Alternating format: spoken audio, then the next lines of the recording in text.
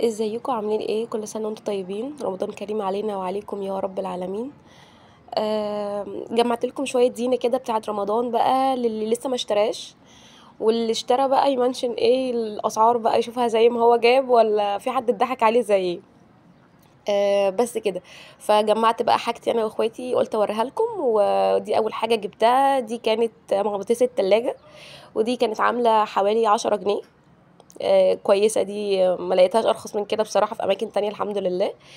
البتاع الكيوتة دي كرتون كده، رسمة كرتون للأطفال، بتتلزق على الحيطة اهي. ليها كده لزق بتلزق بيه على الحيطة. دي عاملة 25 جنيه. كمان جبت كلمة رمضان كريم، دي عجبتني قوي. هي زي ما انتم شايفينها رمضان كريم.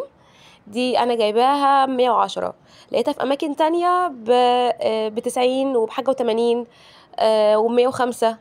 تقريبا بقى كل واحد على حسب، مش عارفة. فدي انا جايبها 110. اما الجامع عامل 95 جنيه، كان كويس يعني.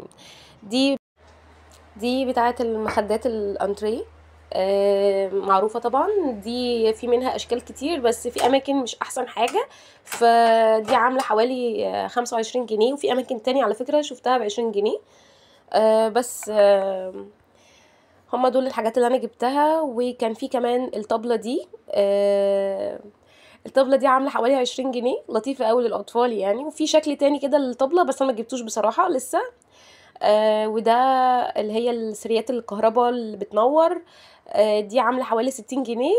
فدي تقريبا كل الحاجة اللي انا جبتها ولسه بحاول يعني. لو لقيت حاجة، انا صراحة كان نفسي قوي اجيب الطاولة التانية دي، فان شاء الله بإذن الله نحاول نجيبها. فلو عجبكم الفيديو بقى، ما تنسوش تعملوا سبسكرايب للقناة علشان خاطر يظهر لكم كل جديد. وان شاء الله كل ما هنزل اشتري حاجة هوريكم الاسعار بقى، بما ان احنا داخلين على رمضان. كل سنة وانتم طيبين.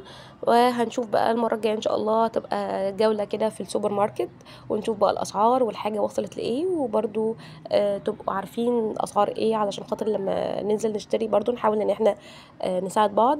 واتمنى يكون الفيديو عجبكم، ورمضان كريم عليكم يا رب. وباي باي.